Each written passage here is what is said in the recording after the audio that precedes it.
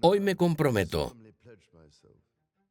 durante todos los años que Dios me otorgue, a mantener los principios constitucionales que son el corazón de la nación. Creo que va a ser un buen rey. Creo que va a ser un rey compasivo al que le importa el país. Siempre creí que Carlos sería un rey maravilloso porque de verdad le importa. Le importa su país, le importa su legado, le importa el planeta y le importan las personas. Lo que vemos en Carlos es su deseo genuino de que las cosas mejoren para todos. Es la clase de persona que dijo, me importa el destino de mis súbditos. Carlos siempre quiso ser rey. Creo que es justo decir que durante décadas ha estado esperando para volverse rey, porque lo ve como la culminación de todo lo que hizo durante toda su vida. Él cumplió con el servicio más largo de la historia como príncipe de Gales. Yo no creo que él será un buen rey, yo lo sé. Será un rey empático, un rey compasivo, un rey para el pueblo. Me dedicaré a servir al país con lealtad, respeto y amor, como lo hice toda mi vida. Se lo veía como alguien austero y frío. Pero por suerte ahora el público tiene una percepción diferente del rey como una figura pública y el rey en su vida privada. Con Camila a su lado, creo que va a ser maravilloso, empático y comprensivo, y todas las cosas que va a necesitar ser. Carlos es alguien que es muy consciente de los estándares altísimos con los que tiene que cumplir y siente sobre sus hombros el peso de tener que ser y vivir como un monarca. Por eso creo que cuando tuvo que volver al Palacio de Buckingham lo que pensó fue, aquí vamos.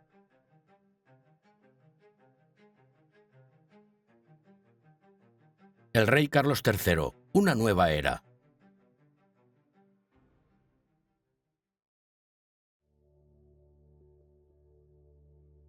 El rey es muy similar en la esfera pública y la esfera privada. Es claro que hay pequeñas diferencias, porque como siempre creí, no importa lo que hagas, en la vida uno actúa, siempre hay que actuar y cumplir. Pero lo que vemos se parece bastante a cómo es tras bambalinas. Casi que no hay diferencias. Estoy notando mucho que el rey que vemos en público es muy parecido al rey que yo conocía de antes, por lo que me parece muy interesante ver su confianza en mostrarse como es en privado, lo que es fantástico. Ahora tenemos mucho material interno, cosa que antes no pasaba. Podemos ver audiencias y citas privadas, cosas que hace unos 20 o 30 años nunca hubiéramos visto. Por eso es tan fácil decirle a la gente que el rey, como yo lo conocí, es igual al rey que vemos en la pantalla o los eventos. Porque de verdad, él es así.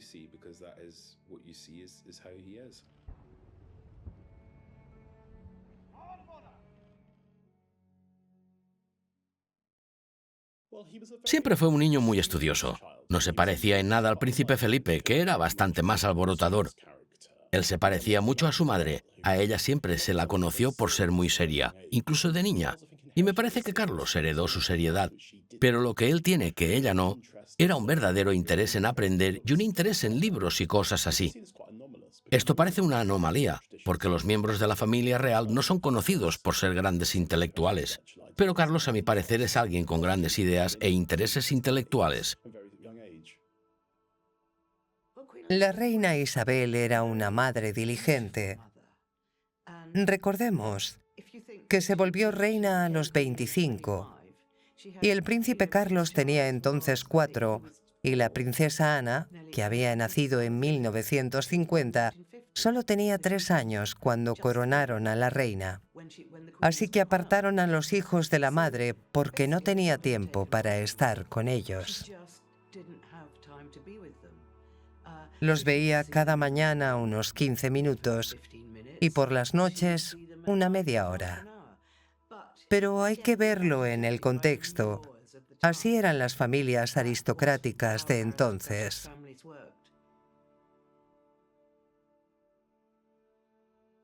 El día de la coronación, en 1953, fue interesante porque Carlos tenía la edad suficiente como para asistir ese día y además entender lo que estaba pasando, ya que sus demás hermanos todavía no habían nacido, Para un niño tan pequeño debió de ser abrumador. Toda esa pomposidad, el ruido, la cantidad de personas, pero es probable que entonces en su inconsciente naciera esa idea de «algún día yo voy a pasar por esto». Fue una ceremonia de 3. Todo el mundo dice que fue el día de junio más frío hasta la fecha y llovía a cántaros. Y había mucha gente, porque si viajamos al pasado en 1953, el ejército era enorme y había un soldado cada metro o metro y medio por la calle. Estaban los que marcaban el camino, eran soldados y se morían de frío. Les daban terrones de azúcar con coñac dentro para subirles la moral, y la ceremonia en sí fue muy seria, religiosa y dramática. No podemos saber a ciencia cierta cómo se habría sentido en ese día, porque no hay registros y tampoco creo que se acuerde con precisión lo que vivió. Pero seguro sintió una presión aterradora caer sobre sí, porque supo desde muy joven que algún día, a no ser que suceda algo horrible o inesperado, él también tendría que pasar por todo eso. Era el mayor de 4 hermanos y podemos asegurar que, al ser el mayor de todos y porque sería el príncipe de Gales para luego volverse el rey, todos sentían que él era al que le daban la mayor atención e importancia en su familia.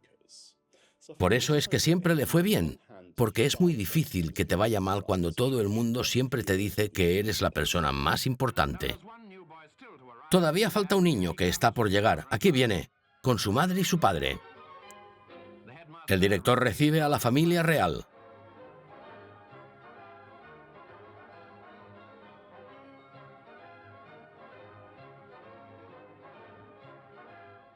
Es una maleta enorme. El portaequipajes del auto tiene que ser gigante. El príncipe Felipe estudió aquí y su hijo seguirá los pasos de su padre. Carlos asistió a una escuela pública de Escocia en Gordonstown, que se la conoce por ser muy estricta, donde a los niños se les enseña con dureza. Pero el príncipe Felipe, que también había ido a Gordonstown, lo vio como una oportunidad de hacer que su hijo se vuelva un hombre. Pero dejó a Carlos con cierto resentimiento y lo llevó a no ser muy abierto con sus emociones porque tenía que reprimirlas. Su padre de verdad pensaba que Gordonstown sería bueno para su hijo porque estaba en el norte de Escocia, lejos de la prensa. Era una vida al aire libre y se enfatizaba entrenar la mente además del intelecto. Felipe creyó que era ideal. Pero para la reina como madre, de seguro vio que era un niño muy sensible y hubiera preferido enviarlo a Eton. El príncipe Felipe quería que su hijo fuera su reflejo, un hombre masculino y deportista, además que desarrollara una personalidad más fuerte. Pero Carlos no era para nada así. Era un niño tímido y no muy atlético, ni el más sociable. No era el hijo que Felipe hubiera querido. La relación entre padre e hijo no funcionó del todo bien.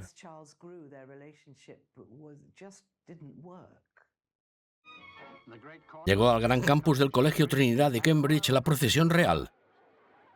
Los minis están para remarcar la esperanza del príncipe Carlos, de que en Cambridge nadie lo tratará de manera especial por su estatus.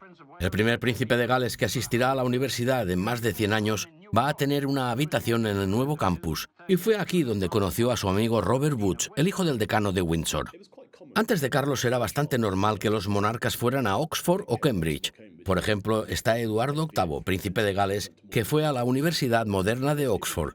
Pero la mayoría iba a la universidad solo para decir que lo hicieron, mientras que Carlos fue allí con la intención de estudiar. Fue el primer miembro de la familia real en ir a la universidad para hacer un grado de 3 años. La experiencia que tuvo en Cambridge fue muy buena. Luego de verse tan restringido en el internado, al fin conoció gente con la que se sentía cómodo y un entorno académico que disfrutaba. También aprendió a actuar, por lo que podemos decir que el príncipe Carlos de verdad se formó en Cambridge. Y cuando se volvió el rey Carlos, se encontró con personas con las que formó un vínculo en la universidad.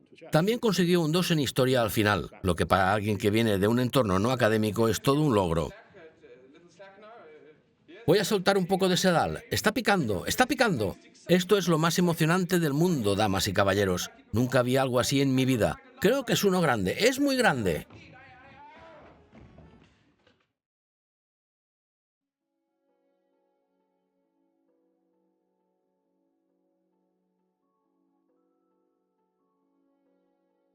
Carlos tuvo su investidura como príncipe de Gales en el castillo de Carnarvon el 1 de julio de 1969. Fue una ocasión simbólica porque le estaban dando el título de príncipe de Gales. Fue eso, pero tras una década en la que la familia real tuvo problemas de reputación enormes, fue también para recuperar el control. Querían dar a entender que toda la pomposidad y grandeza en una ceremonia real representaría lo que sería el futuro de la monarquía. Y segundo, querían mostrarle qué esperar al volverse príncipe de Gales. En el edificio central de la universidad frente al mar, donde el príncipe Carlos hizo la mayor parte de su trabajo, en el laboratorio lingüístico pasaban unas horas todos los días practicando la gramática y pronunciación galesa. Su tutor, Edward Millwood, un ex vicepresidente del Partido Nacionalista de Gales, aquello fue un curso introductorio, y en el corto tiempo que pasó practicando, adquirió un acento muy bueno que le va a ser muy útil. Carnarvon espera como una novia por su boda, vestida todos los días para el gran momento, pero con la ansiedad de que algo malo podría pasar, a pesar de todas las precauciones para que no sea así. Cuando suceden embotellamientos por el pueblo, expertos antibombas se ponen alertas. Su investidura fue un momento importante. Fue la primera vez que se televisó un evento así.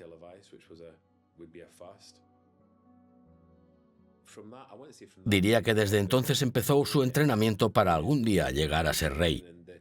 Si bien es cierto que lo que vivió antes también lo preparó, fue algo que se tomó en serio toda su vida.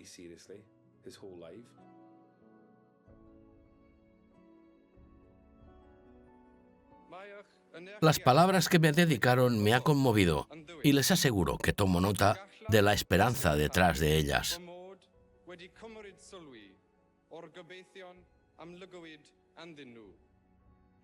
La actitud de Carlos fue muy formal con todos en el evento. En esta etapa de su vida se lo atribuiría al miedo.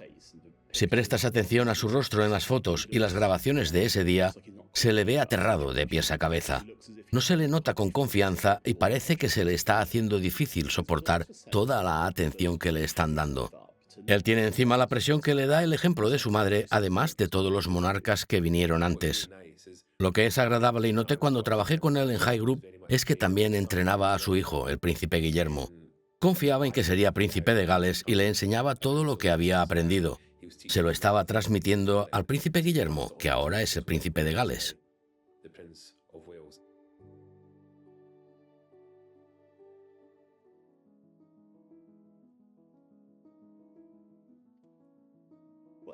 Todo heredero al trono tiene responsabilidades, que a veces son aburridas, como ir a funciones, inauguraciones o recibir personas, y que a veces son emocionantes, como tours internacionales y cosas así. Y Carlos lo hacía todo porque todos los miembros de la familia saben qué es lo que tienes que hacer. Para eso estás. No eres un ídolo o una celebridad, eres un sirviente público y esa idea se te instala desde que eres joven.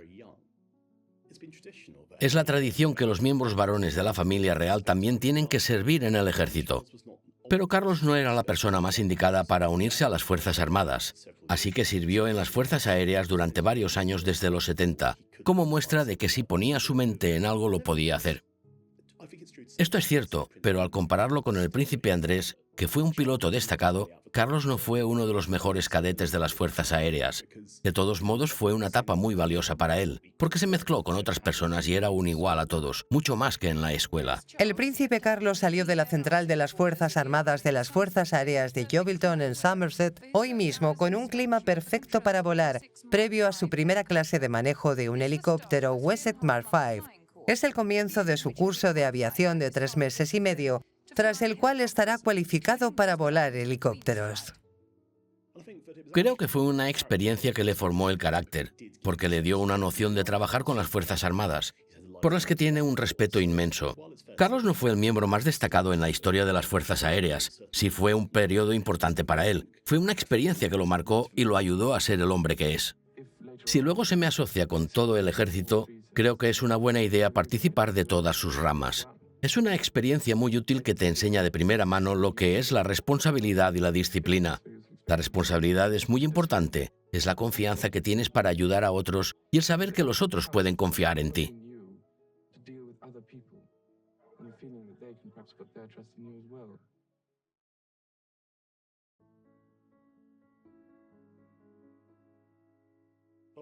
Se dice que el tío abuelo de Carlos, Dick Mountbatten, o el Lord Mountbatten, le dijo a él que intente acostarse con cuantas personas pudiera antes de casarse. Carlos sentía que todos esperaban que disfrutara de su vida de soltero porque su padre no la tuvo. Es decir, tuvo muchas novias, pero solo una relación seria antes de casarse con la princesa Elizabeth. Y está la idea de la familia con hijos, que no tenía que casarse antes de los 30, pero que tenía que salir con cuantas personas pudiera, y así fue. Por un lado, no era una persona demasiado sociable, nunca iba a ser un Don Juan de pies a cabeza, pero por otro lado era un príncipe. Muchísimas personas querrían casarse con él. Carlos es un hombre de la vieja escuela, muy respetuoso y encantador. Le gustan las mujeres. No las odia ni nada por el estilo. Y también le gusta complacer a otros. Conoció a Diana Spencer en 1977, porque había estado saliendo con su hermana Sarah por un tiempo, y la conoció por primera vez cuando ella tenía 16 años. Fue una relación desigual porque ella era muy joven, pero había tenido una chispa. A ella le interesaba. Y a Carlos, que todavía se encontraba con Camilla Shand, quien luego se volvió Camilla Parker Bowles, por lo que no creo que la relación de Diana fuese un romance evidente desde el principio. Pero es claro que ambos mostraron interés. Podrían ganar algo con la relación. Ella era alguien que, quizá por su juventud, no estaba tan preocupada por las responsabilidades que tendría al ser princesa de Gales. Ayer eras una niñera que cuidaba de niños. Y ahora estás por casarte con el príncipe de Gales. Y un día incluso llegarás a ser reina. Es un cambio enorme para alguien de 19 años. Una transformación. Lo es, pero en los últimos 6 meses he estado aprendiendo. Y con Carlos sé que todo irá bien. Está conmigo. Estos meses entre el compromiso y la boda fueron frenéticos, emocionantes y a veces agotadores.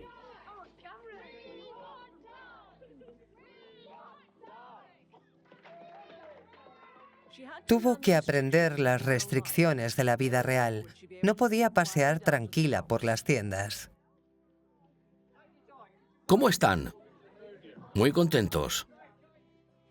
El príncipe Carlos tuvo que mantener las citas que había aceptado antes del anuncio del compromiso, por lo que tuvieron que separarse.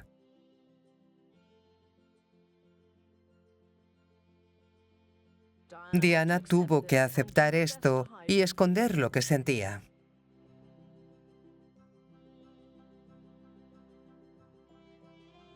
Cuando le preguntaron a Carlos y Diana si estaban enamorados, ella contestó que por supuesto, y Carlos se encogió de hombros y dijo, ¿qué es el amor? Ambas respuestas evasivas. Diana contestó que por supuesto porque no quiere meterse en algo más profundo. Quiere dejar pasar la pregunta. Y Carlos busca desestimar la pregunta como un sinsentido. ¿Por qué me preguntas eso? No te voy a contestar. Pero fue la peor respuesta posible, porque desde entonces la gente lo interpretaba como que él no amaba a Diana. Y lo hace porque siente que tiene que hacerlo. Fue obligado. No le importaba para nada. Ella podría ser cualquiera. Y por eso el público no le tiene mucha estima a Carlos, porque creen que él no amaba a Diana, y su respuesta también la confundió a ella. Diana, ¿están enamorados? Por supuesto. ¿Qué es el amor? ¿Está abierto a la interpretación? Diría 2 personas felices. Lo puedes ver. Entonces, claro, lo puedes ver. Muchas gracias. Muchas gracias.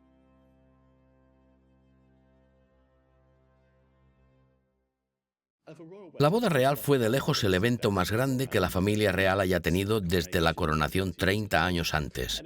La gente hacía fila en la calle para verla. Había cientos de millones mirándola en todo el mundo porque mostraba el glamour de la familia real y esa era la idea. Por ejemplo, la foto tan famosa del beso en el balcón del Palacio de Buckingham fue una de las fotos más conocidas de la familia real en el siglo XX. Y era uno de esos días llenos de pomposidad.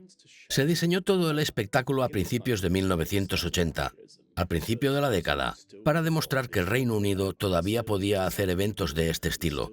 Querían probar que todavía podían emocionar a la gente. Los mejores lugares están siendo ocupados, y es seguro que será un gran día. El Palacio de Buckingham ya ha presenciado varias bodas reales. La primera, la jovencita reina Victoria. que se casó con el príncipe Alberto hace 141 años. Los carruajes reales, la procesión de la reina, la procesión del príncipe Carlos, que irá por el largo camino de la avenida Mall hasta el Arco Almirantazgo, 5 minutos después de que pasara el príncipe Gales, Lady Diana y su padre saldrán desde la residencia de Karen, en el carruaje de cristal, solo con la policía como escolta, ya que aún no es de la realeza. Diana era muy joven en esta etapa y quedó metida en el ojo de la tormenta a pesar de su edad. Solo tenía 20 años y tuvo que estar frente a las cámaras y los medios del mundo entero, cuando su única indicación era que actuara. Debió de ser aterrador. Por su parte, Carlos tenía más experiencia, había hecho eso mismo por más tiempo, pero igual fue sobrecogedor para él también. Creo que su relación empezó a tener problemas después de nacer el príncipe Harry, y uno de los motivos fue que Diana estaba teniendo una historia mediática muy especial. Recibía mucha más atención que su esposo. Era como si fuera su destino. Se empezaba a hablar de ella como si fuera un icono de la moda. Las cosas se descontrolaron porque no iban como Diana había creído que lo harían. Ella pensaba que sería una princesa como en los cuentos de hadas, con una aventura mágica. Pero recién casada, su marido empezó a trabajar. Él siempre fue muy laborioso y diligente con su deber. Camilla Parker Bowles fue el gran amor de la vida de Carlos. Se conocieron en los 70 cuando ella era una debutante. No venía de la familia aristocrática más importante, pero se sentía cómoda en el mundo de la alta burguesía. Carlos amaba a Camila desde que era joven. Se enamoró de ella cuando aún estaba en la marina. Era una chica graciosa, una gran amazona y lo hacía reír. Y opino que Camila es considerada atractiva por hombres y mujeres por su personalidad, que es fantástica. Y este fue el motivo por el que no se la veía como una buena candidata. La reina Isabel, la reina madre, creía que una de las chicas Spencer sería más adecuada. Y podemos imaginarnos que si a Carlos le hubieran dejado casarse con Camila cuando así lo quería, la trayectoria de la familia real sería otra, porque ellos se llevaban muy bien. Tenían un sentido del humor e intereses similares. Ambos se sentían atraídos el uno por el otro. Por eso creo que fue una gran tragedia para la familia real cuando a Carlos no le permitieron casarse con quien él quería. La reacción de Carlos sobre la muerte de Diana en 1997 fue de terror absoluto. No hay forma de describirlo. La madre de sus hijos murió de manera repentina. No tenía forma de estar preparado. Quedó conmocionado. Creo que lo que vimos entonces fue el mejor lado de Carlos. Voló a París de inmediato y se hizo a cargo de traerla de vuelta. Fue alguien que argumentó a favor de darle un funeral de Estado y todas las formalidades, en contra de los deseos de su madre y abuela, porque ellas la veían como alguien que abandonó a la familia real y que no merecía un trato así. Pero él, con un ojo atento a su reputación con el público y argumentando que ella era la madre del futuro rey de Inglaterra, decidió que ella se lo merecía. Lo cierto es que no sabemos cómo era su relación tras el divorcio. No sabemos si se reunían o qué decían sus cartas, si interactuaban mucho o solo mediante terceros, pero debió de ser una conmoción terrible como para todo el país.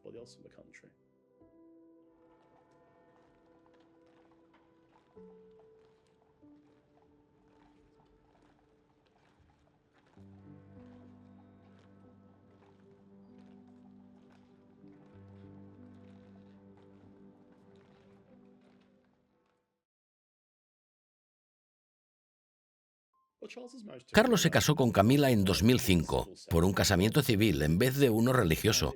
Para todo el país se sintió como si al fin pudieran ser felices juntos. Y yo creo que de haber podido casarse con Camila hace 25 años, el mundo sería un mejor lugar. Pero lo que se hizo con mucha astucia detrás fue que Camila se la veía como una villana cuando Diana estaba con vida, cosa que no es cierta. Es una mujer encantadora. Fue la campaña mediática, después de que Diana muriera, en la que se veía a Camila y a Carlos juntos en público. Se la reconoció como su compañera, y después de mucho tiempo se casaron. Fue tras unos 8 años después de la muerte de Diana. No se puede decir que lo hayan hecho con prisas.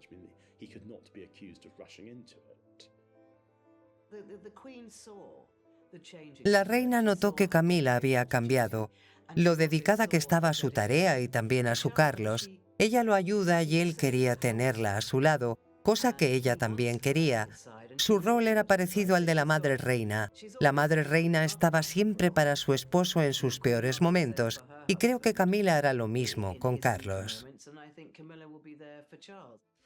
Estoy encantado por el príncipe de Gales y Camilla Parker Bowles. Son buenas noticias y los ministros le deseamos la felicidad en nombre del gobierno.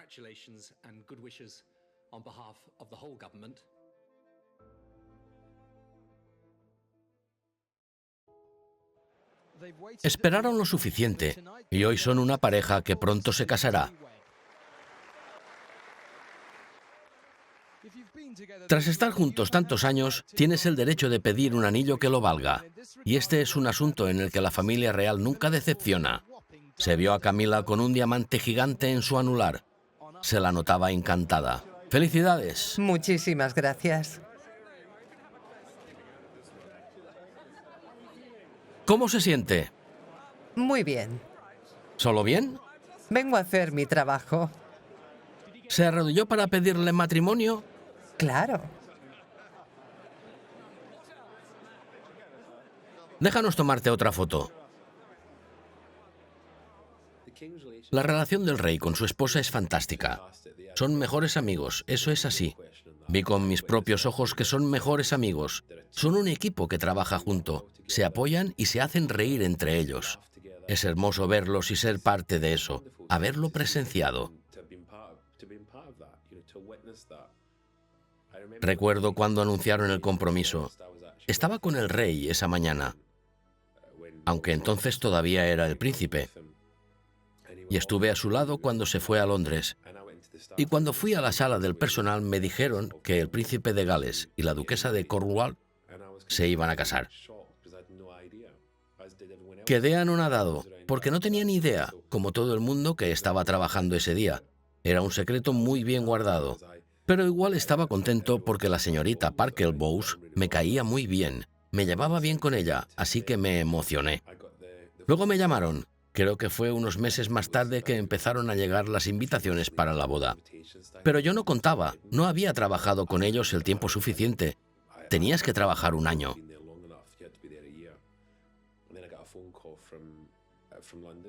Pero uno de los altos mandos me llamó desde Londres para decirme que el príncipe y la duquesa me enviaban una invitación personal porque no tenía tantos años en mi cargo.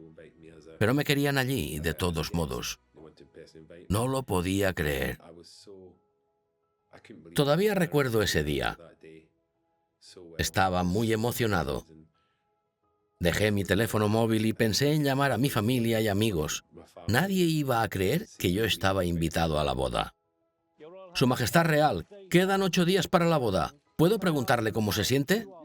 ¿Cómo sabes del casamiento? ¿Y cómo se sienten los príncipes Guillermo y Harry ante su futuro matrimonio? Muy felices y contentos. Será un buen día. Príncipe Carlos, ¿cómo se siente? Es una sensación fantástica. Me alegra que se hayan enterado. Príncipe Guillermo, ¿se siente emocionado de ser un testigo? Sí, bastante. Mientras no pierda los anillos estaré bien. Es mi única responsabilidad.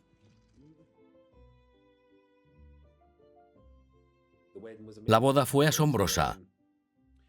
Fue el 9 de abril de 2005. Fue un día espectacular en el castillo de Windsor. Estábamos en la recepción del castillo. La reina dio un discurso y todos los miembros de la familia estaban allí. Era una fiesta muy divertida. Guillermo y Harry también estaban ahí. Había muchas risas y diversión. Veías a Guillermo y Harry perseguir el auto que se llevaba al príncipe de Gales y a la duquesa de Cornwall. Era gracioso de ver. Hasta decoraron la parte de atrás del auto. Fue una maravilla. Ella siempre estuvo ahí para apoyarlo. Siempre fue una mujer increíble.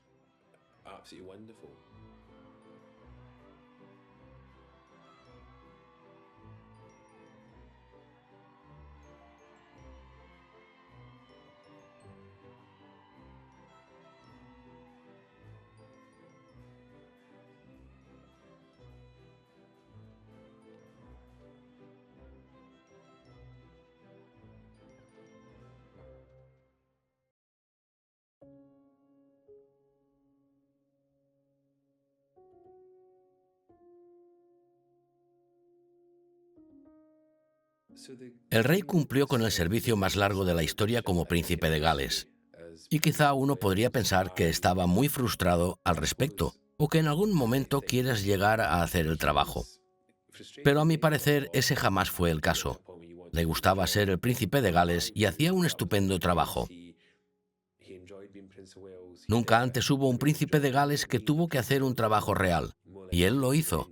Lo convirtió en una tarea importante.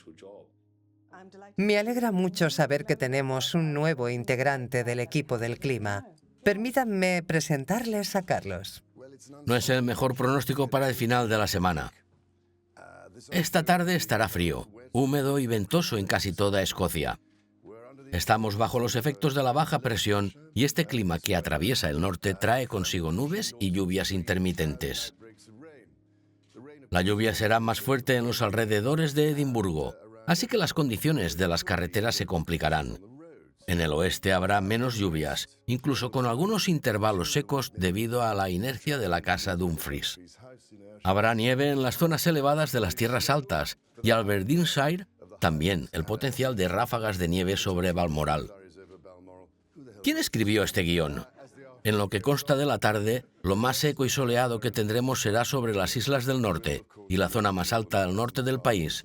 Tendremos un poco de sol sobre el castillo de May, Caithness, pero con temperaturas bajas en todas partes de solo 8 grados Celsius y una brisa del viento del noroeste. Gracias a Dios no es un feriado bancario.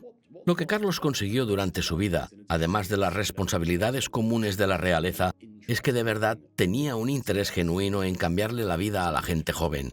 Y se le conoce ante todo por la Fundación del Príncipe, una organización que se especializa en el financiamiento de organizaciones e individuos en situaciones desfavorables para mejorar sus vidas. La Fundación del Príncipe es una idea brillante. Él tiene su influencia pública con la que hacer que funcione. Es una de esas cosas que incluso a los que no les agrada la familia real y los que quieren una república plena, tienen que admitir que la Fundación del Príncipe es una fuerza para el bien. Lo que vemos en Carlos es su deseo genuino de que las cosas mejoren para todos. Es la clase de persona que dijo, me importa el destino de mis súbditos. Quizá no siempre sabe el cómo, pero nadie lo sabe. Pero creo que la Fundación del Príncipe es una forma muy concreta en la que mejora la vida de las personas. Cuando creé la Fundación del Príncipe en 1976 para mejorar la vida de las personas jóvenes con carencias, fue porque yo era muy consciente de sus desafíos. Y con el paso de los años, algunos de estos desafíos han cambiado, pero la misión de darle a las personas confianza en sí mismas, autoestima y mejores oportunidades sigue intacta.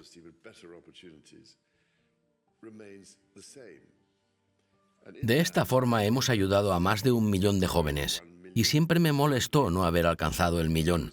Antes solo podíamos contar a las personas activas en el programa, aunque cada año ya ayudábamos a 50.000 personas cada año. Y sé que mi matemática no es la mejor, pero ayudamos a 1 millón de jóvenes a transformar sus vidas. Y la Fundación del Príncipe ahora trabaja en 18 países en toda la Mancomunidad y más allá. Quisiera esta oportunidad para decirte, Carlos, de lo orgullosa que estoy de todo lo que has logrado con tu fundación y que hayas inspirado por tu cuenta a esta organización. Es un gran placer para mí hoy otorgarle a la Fundación del Príncipe un reconocimiento real a modo de condecorar todos los destacables logros que ha tenido a lo largo de este cuarto de siglo. Él aprendió a hacer el trabajo gracias a su madre y padre. Toda la educación que recibió también lo preparó para el día en que él se volvería rey. Creo que nadie esperaba que le fuese a tocar ser príncipe de Gales por tanto tiempo como lo fue. Pero ese puesto le dio la oportunidad de entender a fondo el país y el mundo en el que vivimos hoy. Así que si me preguntas si me parece el hombre adecuado para el trabajo, diría que por supuesto que sí, porque su práctica ha sido excelente. Como la reina dijo una vez, al final del día, la preparación lo es todo. Esa es la respuesta a todo, y es cierto, la preparación es la respuesta a todo. Gracias a la preparación que tuvo su hijo, es que él está preparado para su nuevo cargo.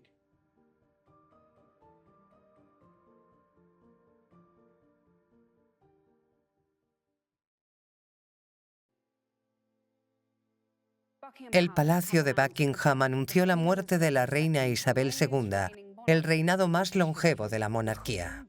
La reina murió en paz esta tarde en Balmoral. El rey y la reina consortes quedarán en Balmoral esta tarde y regresarán a Londres mañana.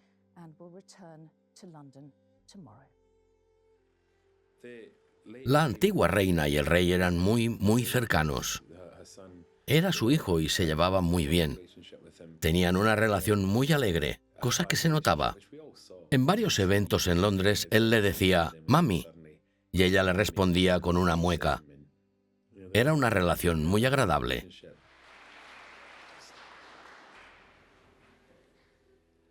«Mami».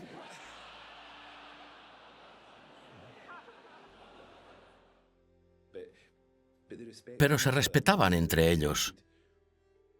Él la respetaba mucho como madre y respetaba que fuese la reina y todo lo que ella representaba.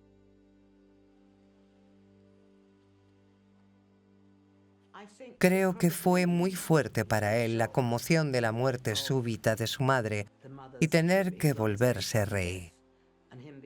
Cuando pasan estas cosas, te paralizas y actúas de forma mecánica para protegerte de cierta forma. Así que no creo que se sintiera abrumado en el momento. Sí estaba emocionado, pero sabe controlarlo. Puede lidiar con la situación de manera muy profesional, lo que es la única forma de soportar que te suceda algo tan devastador. Fue muy surreal ver al rey y la reina consortes regresar a Londres el día tras la muerte de su madre, porque estaba volviendo como el rey actual. Debe ser una experiencia extraordinaria pasar por las puertas del Palacio de Buckingham como rey, una cosa que ya has hecho tantas veces como príncipe de Gales. Seguro que sientes sobre sus hombros el peso de tener que ser y vivir como un monarca, porque empiezas a pensar, ¿qué responsabilidades estoy asumiendo? ¿Qué significa esto? ¿Qué me deparará el futuro desde ahora? Carlos es alguien que es muy consciente de los estándares altísimos con los que tiene que cumplir. Por eso creo que cuando tuvo que volver al Palacio de Buckingham lo que pensó fue, aquí vamos. Hizo sacrificios para cumplir con su deber. Su dedicación y devoción a su reino nunca titubearon durante los tiempos de cambio y progreso, los tiempos de alegría y celebración, ni los tiempos de tristeza y pérdida. En su tiempo de servicio, vimos ese amor a la tradición que no flaqueaba, junto a la apertura por el progreso que nos hacen una gran nación. El cariño, la admiración y el respeto que ella inspiró fueron los pilares de su reinado. Carlos sabe cómo dar un discurso. Es como un actor shakespeariano. Hubo una vez que lo fue, de hecho.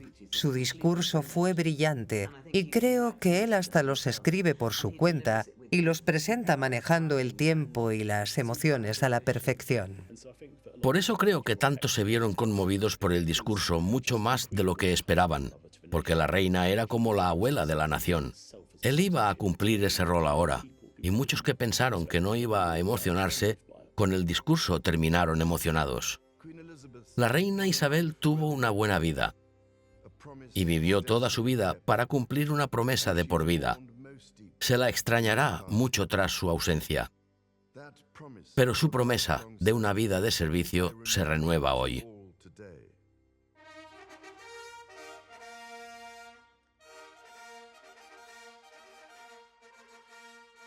Afuera de la corte real suenan las trompetas estatales. Antes de las noticias, el propósito de la ceremonia es difundir unas palabras a la nación. El príncipe Carlos, Felipe, Arturo, Jorge, ahora, tras la muerte de la anterior soberana de buena fe, se volverá nuestro próximo y legítimo heredero, Lord Carlos III. Soldados, Dios salve al rey. La proclamación fue muy especial porque antes siempre fue un evento en parte privado. Lo que vimos en el palacio por lo general se televisa y se muestra al público, pero nunca antes se mostró lo que sucedía a puertas cerradas. Que lo hayamos visto haciendo la señal y todo lo demás Fue muy especial. Incluso hay algunas partes algo graciosas. Pero fue un momento histórico para él y para nosotros el poder verlo. En mi caso, quedé asombrado por lo que vimos. Y es una de esas memorias que siempre tendremos con nosotros. Fue muy especial.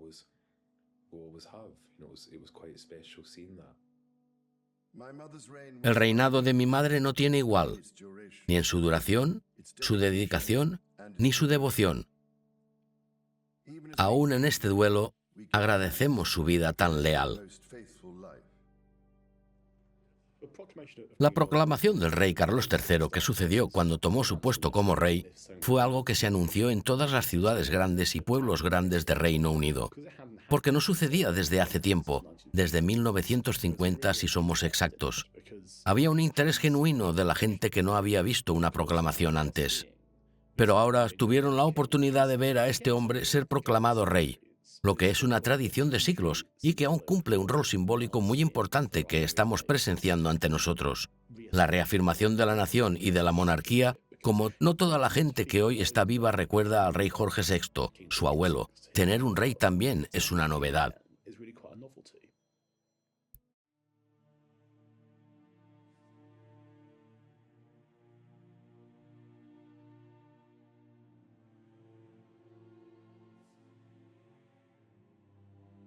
El rol que el rey Carlos III tuvo durante el funeral de su madre fue el de cabeza de familia y el del rey de una nación.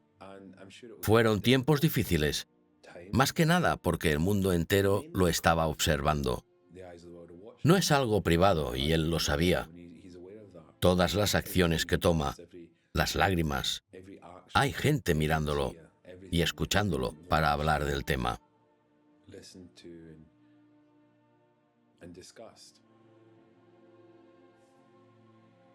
Carlos se aseguró de que el funeral fuese bueno porque él sería el centro de atención de todos. Era al que todos miraban para ver cómo lo estaba viviendo. El día que caminó detrás de ese ataúd, él fue alguien de quien el público estaba atento. Había un interés por él. Era el centro de atención mediática y de la audiencia, y lo hizo todo de manera impecable. Fue un funeral muy bien organizado. Lo cierto es que estaba organizado desde hace años, pero se desarrolló sin complicaciones, y el involucramiento de Carlos es algo que aseguró que todo funcionara tan bien.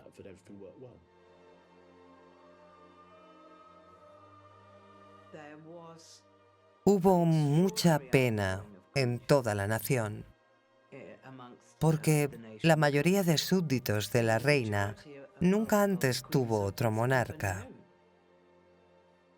Era el final de una era. No fue solo su muerte, fue el final de una era, el final de la época isabelina como la conocíamos. Y claro que todo fue muy dramático y orquestado a la perfección, lo que hizo que doliera más. Los soldados, la música hermosa y la gente que trabajaba para la reina que caminaba detrás de su ataúd. Fue todo muy emotivo. Y el público, sabemos que lloraba. El público lloraba, lloraban, estaban emocionados o se mantenían en silencio absoluto. Se podía oír un alfiler caer. Recuerdo cuando falleció Diana y el día tras su funeral, podías escuchar las aves cantar. No había ningún otro ruido. La gente se mantenía en silencio. Fue una conmoción verdadera.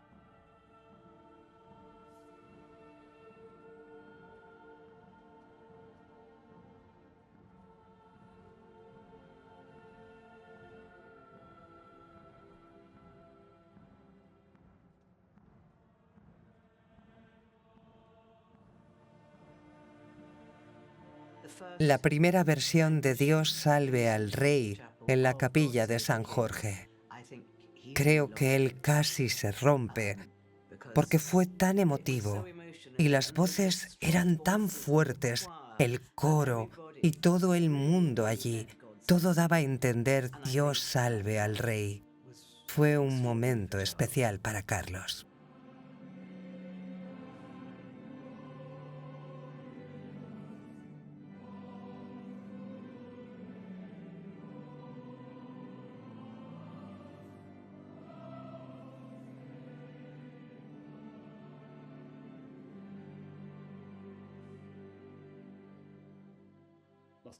Debió de ser una experiencia particular, porque él escuchó 1.000.000 de veces la otra versión que hablaba de su madre, Dios salve a la reina, pero es sobre el rey, es sobre ti. Se sintió como una vivencia muy catártica en muchos sentidos, más que nada por lo abrumador que debió ser. No creo, sino que sé que va a ser un buen rey. Creo que va a ser un rey compasivo, un rey a que le importa el país. Siempre creí que Carlos sería un rey maravilloso, porque de verdad le importa su país, le importa su legado, le importa el planeta y le importan las personas. Y eso es lo que necesitas para ser rey. Él es perfecto.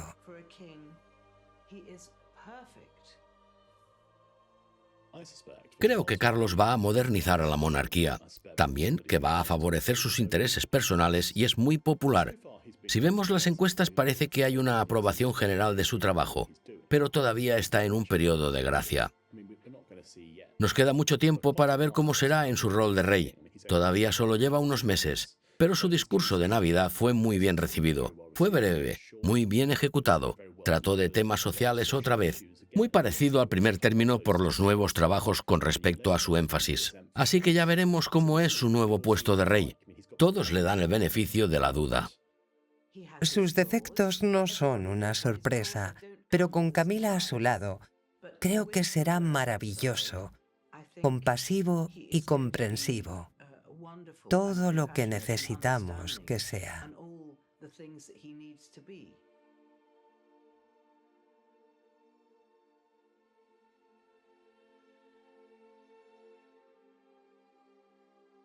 El rey Carlos III, una nueva era.